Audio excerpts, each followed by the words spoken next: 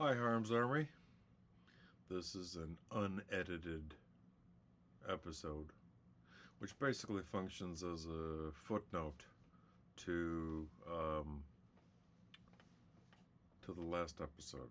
I was gonna tack this on to the end of that episode, but then I felt like this might be better as a standalone thing, and it didn't seem to fit on the back of the Islam episode. So this will be kind of a, I think they call it a tweener. It'll go between two serious, not that this is unserious, but uh, the Islam episode was a lot of editing, and I think it turned out pretty well. And the next episode we'll have Michael back. We're going to talk about human nature and whatever else comes up. So that'll be a full-on episode. So this one will just be like a little footnote. So today I wanted to talk about religion. What in particular, you might be wondering? My personal thoughts on religion. That's what we're going to talk about today. And I don't know how long this episode's even going to be. It might be 15 minutes long. I don't know. Just want to just talk a little bit about where I'm coming from religiously, because I had a couple people ask, like, where are you coming from religiously? Like, I think most of my students probably know I'm an atheist by now, but that needs to be unpacked. So let's start there. I am an atheist. No, I don't know why that's funny. That just made me laugh. What does that mean? I mean, for me particularly. I mean, I know you know what the word atheist means, but what does that mean to me personally? Well, I differentiate between two flavors of atheism. There's I would say there's hard atheism and there's soft atheism. Hard atheism is like fist on the table, there is no God, you know. And these tend to be, well, it tends to be men, doesn't it? Like right around 100% of the time, it's men. They're very impressed with themselves. A lot of self-congratulation. They're men of science. They're very impressed with, yeah, they're very impressed with themselves for being coldly rational, and, you know, they have no use for the Bible. Just give me a physics textbook, and yeah. And then everyone who subscribes to a religion is somewhere between a half-wit and an imbecile. They're just a bunch of suckers that have fallen for, you know, a collection of fanciful stories. And if you go through the Bible or the Quran, you'll find some not great things. So then they love to point to that, like, sure, Jesus Christ, he cured a blind guy, but why didn't he just cure blindness? Like, oh, that's very clever. Uh, if you want a real good, if you want a dose of this, and I don't know why you would, but you can go on YouTube. They're called the Four Horsemen of the Non-Apocalypse, or some ludicrous title like that. It's Christopher Hitchens, the late Christopher Hitchens. He was a journalist. There's Richard Dawkins, who's a famous biologist. There's Daniel Dennett, who is, I guess, a philosopher, and Sam Harris, who is basically a circus clown. I think that's really what Sam Harris does. Is, yeah, you've seen clowns in the circus. That basically sums up what Sam Harris is all about. So those four guys sat around a table and basically patted themselves and one another on the back for being, yeah, like I said, coldly, you know, rational, analytical thinkers, men of science. And yeah, it's It's mind-numbing. I've watched it. I've written about it a little bit in my fourth book. Um, it's yeah, it's awful, and I want nothing to do with that flavor of atheism. Mine is a soft atheism. What does that mean? It means, okay, here's how I put it.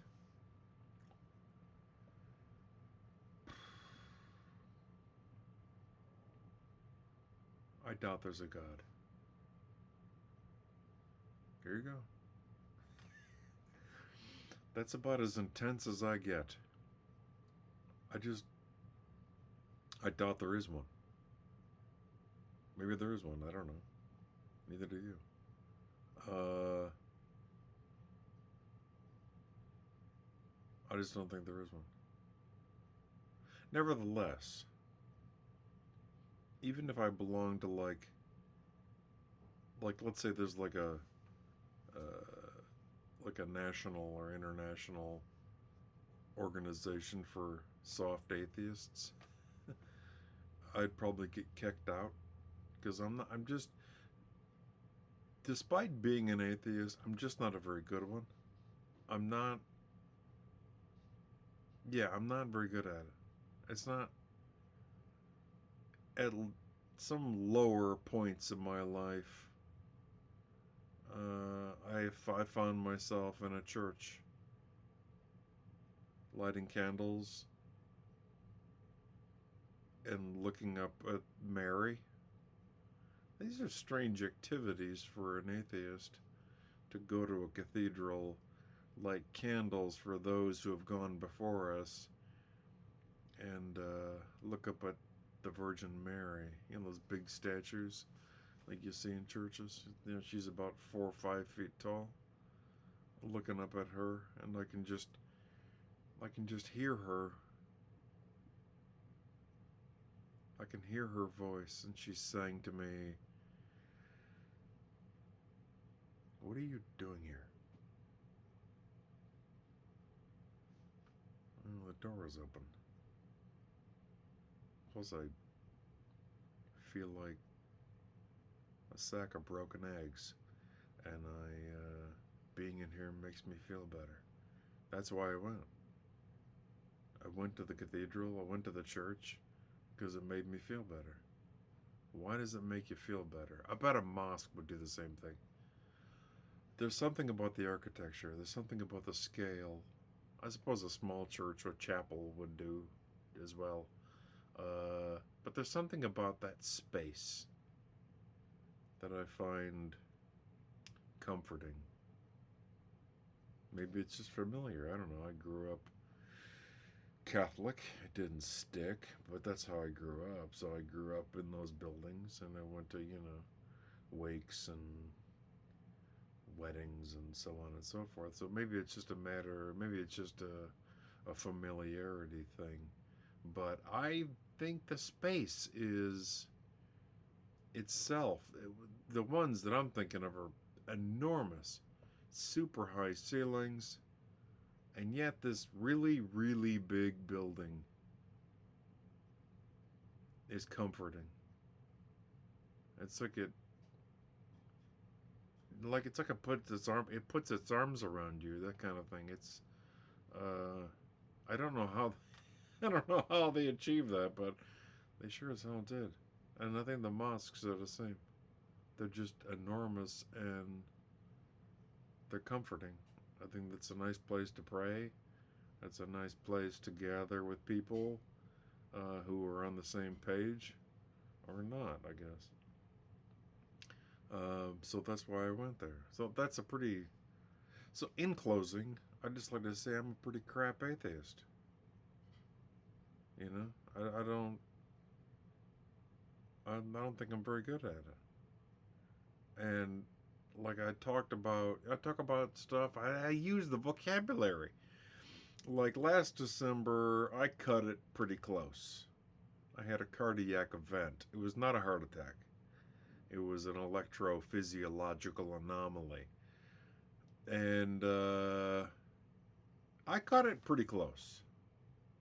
And the way I put it is the angels said, nah, not today. And that's basically why I'm sitting here. Is because the angels decided, not today.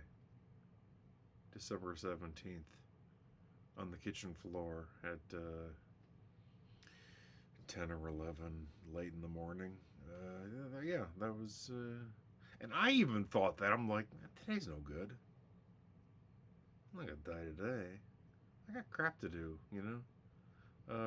Today's no good. So I'm glad the angels and I were in agreement. But there I go. I'm talking about angels. It just makes sense. I don't know. I mean, if you talk about the big metaphysical questions like why is there something instead of nothing, that's a hard one. That's precisely an impossible one. Why is there something instead of nothing? Mother Nature, as we know, does everything on the cheap. So why would there be stuff? It'd be easier to have no stuff. But there are lots of stuff. There are oceans and mountains, and for that matter, planets and comets, and there's all kinds of stuff in the universe. So where did it all come from? Why is there stuff? Why is there something instead of nothing? I don't know. I don't have an answer to that question, and I'm not gonna be foolish enough to even try to come up with an answer to that question. The 17th century Dutch Jewish philosopher Benedictus Spinoza, he said the universe and God are basically the same thing, and that Albert Einstein, many centuries later, well, not many but a few centuries later, said when asked if he believed, did he believe in God, he said, I believe in Spinoza's God. So is the universe God? Maybe it is. I mean, I've lost people close to me that I would really like to see again, and I don't think I'm going to. Which is a hard thing to think. That's a hard thought to think, that you're not going to see this person ever again. I'm never going to see my brother again. And I sure as hell would like to see Jason again.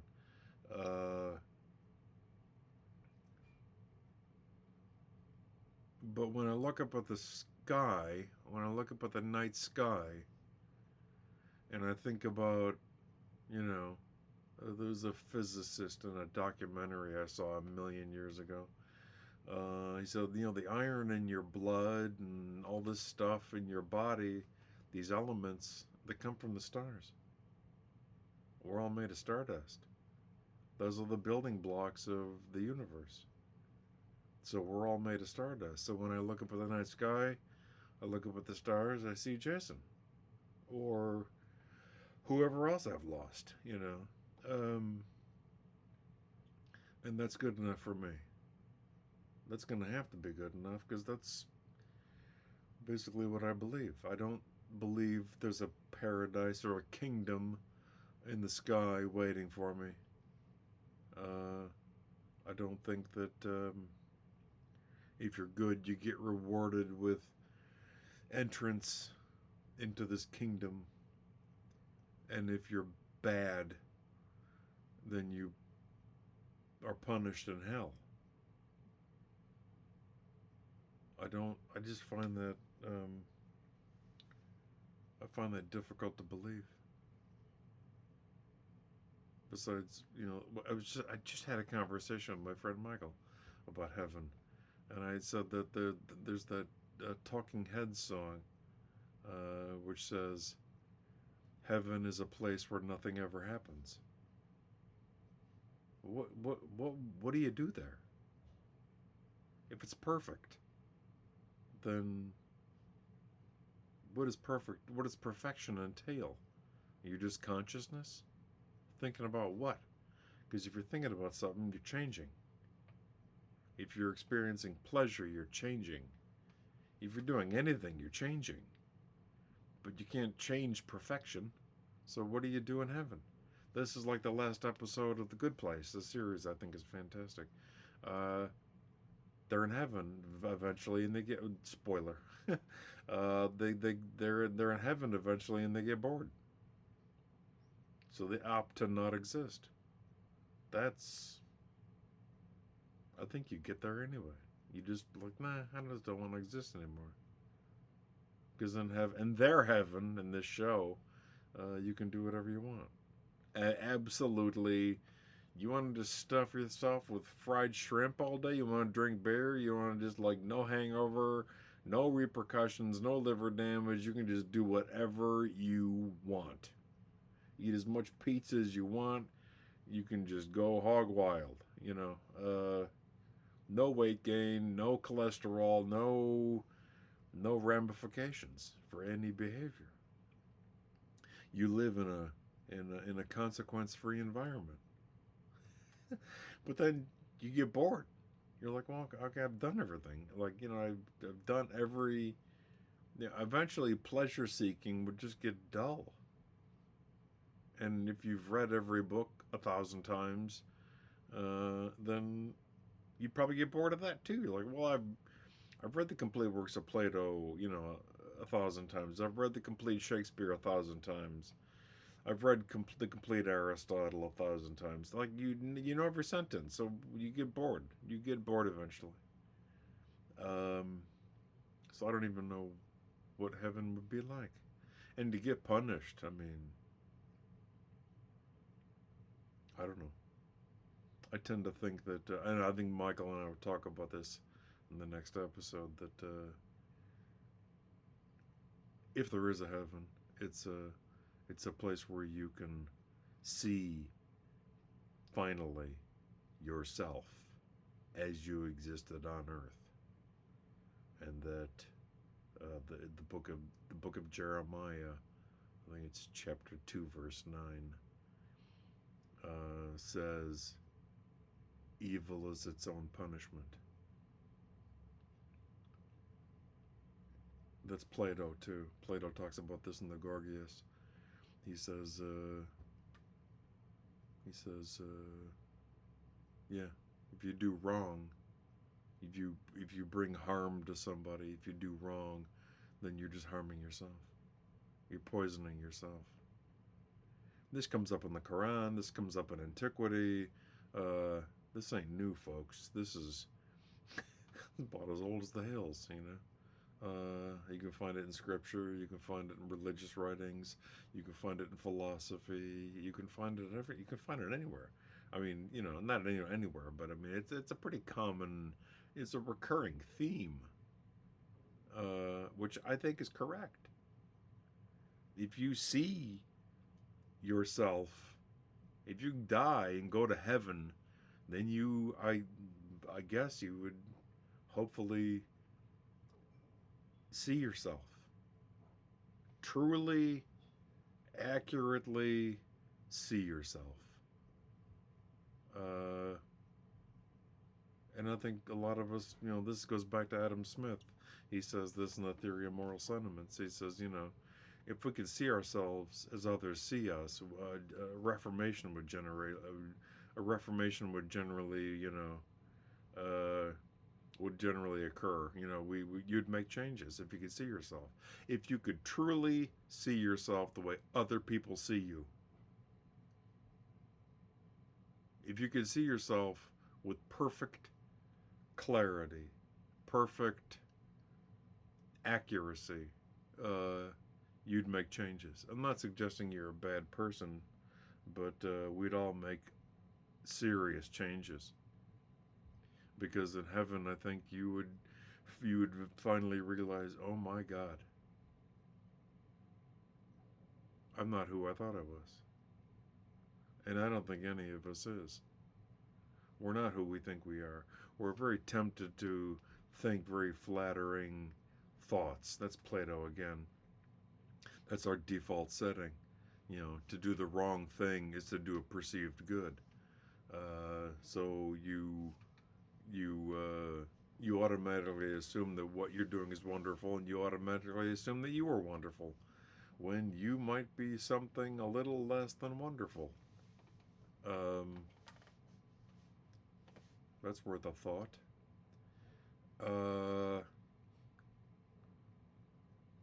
So yeah, heaven, I'm a little skeptical. Hell, I'm really skeptical. And this idea of the eternal soul, your immortal soul. Why do humans get souls? Do giraffes have souls? Do alligators have souls? Because if we look at alligators and we look at giraffes and we look at humans, genetically they got a whole lot more in common than not. And they might look a lot different, but they're not that different. Giraffes, alligators, and humans. But humans get souls. When you see a dead fly in the windowsill, you don't think, "Oh, it's in fly paradise." You don't think that. You just think the machine stopped. 100% of machines stop. 100% of machines break. And the human body breaks. It eventually will come to a stop, because everything that's living eventually stops. Dandelions, lizards, trees, everything. Everything comes to a stop. Everything comes to an end. Why do humans get immortal souls? I don't know. Because what? Because we have a highly developed cerebral cortex, and we can think. We think socially. We think linguistically. We have a moral conscience, and therefore we have a soul. Because if we look at the religions, and by religions I mean something codified, scriptural, organized. I wouldn't call the animism and the skull cults of early humans as, I wouldn't refer to them as religions. It's on its way to becoming, those things are becoming religions. But what we call religions,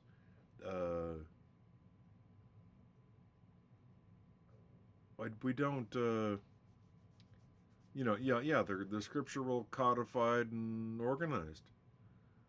This is not animism. Animism's like the spirits are in the trees and stuff in the river. That's animism. The world, the mountains, everything's imbued with a kind of spirituality.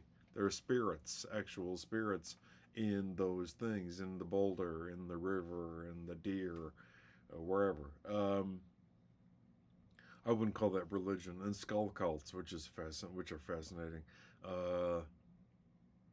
I wouldn't call that, skull cults, or early humans dug up the bones and decorated. This is like probably around the agricultural revolution 12,000 years ago.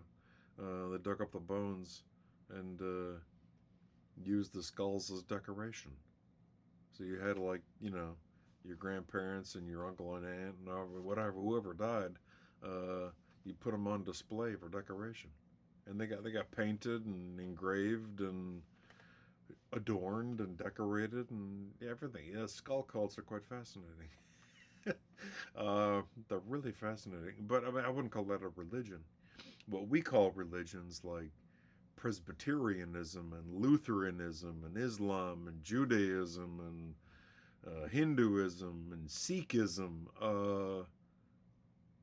those are new. Humans just started doing that. And I mean, just started doing that.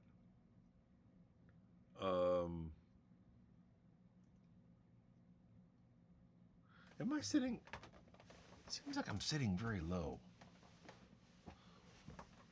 Is that better? I don't think that makes so much of a difference.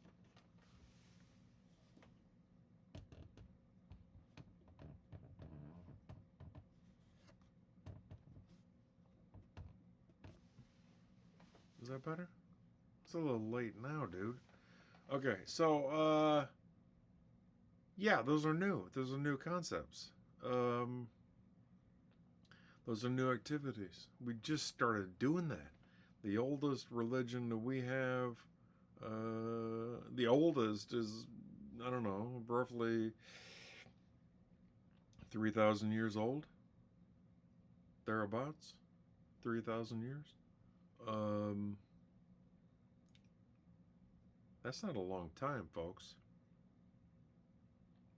And in terms of human history, in terms of, the unfolding and us becoming us, like anatomically and culturally, 3,000 years is like, it's nothing. When you think about, we culturally became us about 45,000 years ago, and we anatomically, just structurally became us about 200,000 years ago. And in between those two markers, 200,000 years ago and 45,000 years ago, we became linguistic. We started to think grammatically. We became the moral conscience entered. Our sense of right and wrong became part of the human genome, and yeah, I mean, it's definitely off to the races when it comes to spirituality, which is something it seems we do naturally. The religious historian Karen Armstrong, I talked about her in the previous episode on Islam. She does fantastic work. She says the argument could be made that Homo sapiens is Homo religiosus, that we just seem to do spiritualism naturally. We just kind of gravitate toward it. Is there a God gene? Well, I doubt it. But I mean, there might be. I mean, who knows? But we seem to just naturally do spiritualism. We tend to naturally, we just look up at the sky and where did Grandpa go? He died, and where'd he go? And where am I going to go when I die? And what are those pricks of light in the sky? And why is the sky making noise? And all this stuff. We tend to just ask those questions naturally. Maybe we are Homo religiosus. We do. So I mean, even if you got rid of religion, like 100% across the earth, across human civilization, we'd replace it with something else. Even if, just hypothetically, even if we got rid of, Christianity and Judaism and Islam and Hinduism, we just got rid of all of it. Just conduct a thought experiment, like poof, no religions tomorrow morning. What would humans do? They'd make new ones. They'd make new ones. Because I don't think we can help. I don't think we can not do that in some form. Maybe it wouldn't come. Maybe you wouldn't. Maybe the replacement religions wouldn't bear any resemblance to Christianity or Islam, but they'd be something. There'd be spiritual. There'd be some kind of organized spirituality for sure. And that brings me to another point about how similar all the religions are. All the major world faiths are practically indistinguishable. I think I talked about this in a previous episode, but it bears revisiting. We created these religions which coincidentally bear a great deal of resemblance to us, richly diverse on the outside, practically indistinguishable on the inside. That's how religions are structured. The religions are very diverse on the outside. They look different. People pray differently. Where they pray is different. All that stuff. The rituals, the what have you, is, that's different. But the core morality of these religions is they're all the same. They have, the golden rule running through the center of them. And that's not an accident. And it's not a coincidence. that's how we are, richly diverse on the outside. People go around the world, and people, they dress differently and eat different food, and listen to different kinds of music and so on. Yeah, they're very different on the surface, but under the surface, human beings are indistinguishable. I mean, if you saw, a herd of 50 zebra, which I believe is called a dazzle. Gotta check that. I think it's called the dazzle of zebras. If you saw a dazzle of zebras, let's say you saw 50 zebras, uh, would your first thought be, oh, they're very different from one another? Or if you saw 200 chickens, would you think, yeah, those chickens are all individual? That's Monty Python. You're all individual. I'm not. Yeah, you're all individuals, plural. I'm not. Yeah, that's Monty Python, Life of Brian. It's fantastic. No, the 200 chickens are pretty close to one another, and the 50 zebras, same thing, and 100 flies, same thing, and 10 cheetahs, same thing.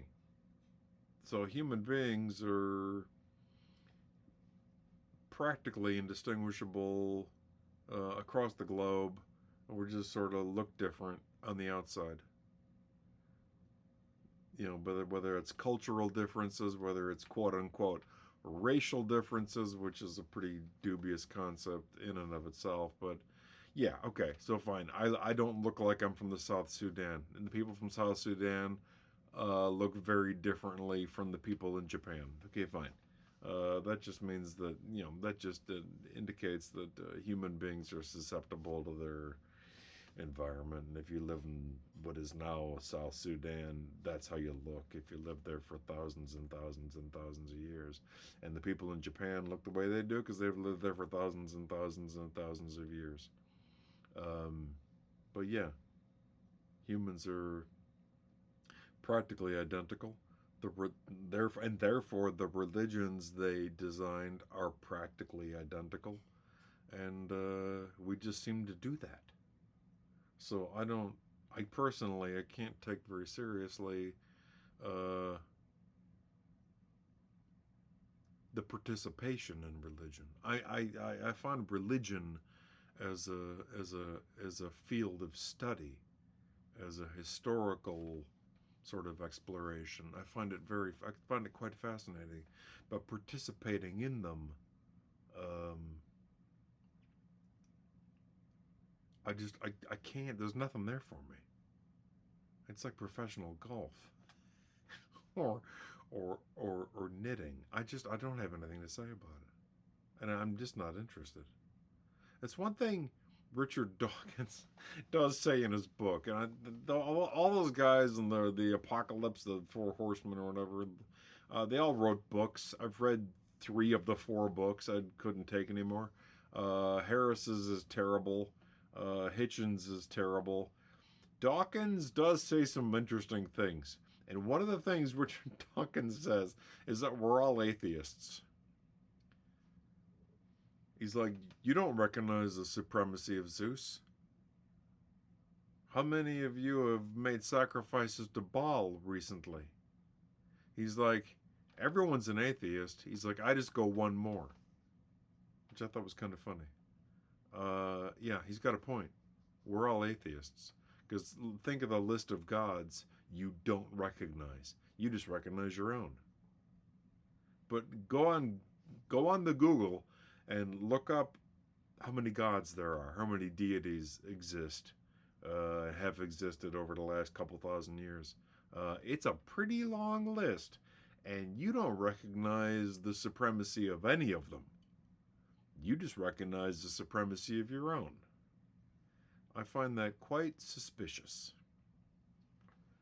So, participation in religion, not my cup of tea. Studying religion, reading about religion, I think the prophet, the life, the backstory, the biography, the backstory of the Prophet Muhammad is endlessly fascinating. I think Islam is endlessly fascinating. That's why I've talked about it so much on the program. Um, I think, yeah, when I read about the Prophet Muhammad, I just I wonder what he was like, and yeah, I just start picturing him in my head and what kind of personality he had and stuff. Yeah, it is a fascinating thing to read about and study, which I have. And the Quran is a fascinating document, and I probably know it better than the Bible. The Bible, I'm no biblical scholar. I know my way around the Old Testament a bit.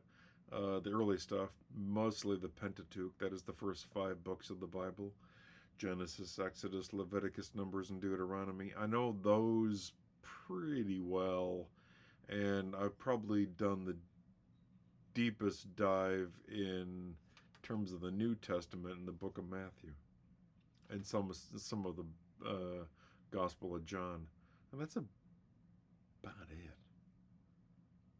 I need to read my Bible a lot more than I have, but I know the Quran pretty. I mean, I'm not a Quranic scholar by any means, but my familiarity with the Quran is far superior to my knowledge of the Bible.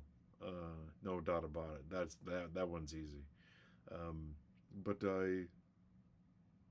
yeah, I find these things interesting, but I have no interest in participating in them. There's nothing there for me.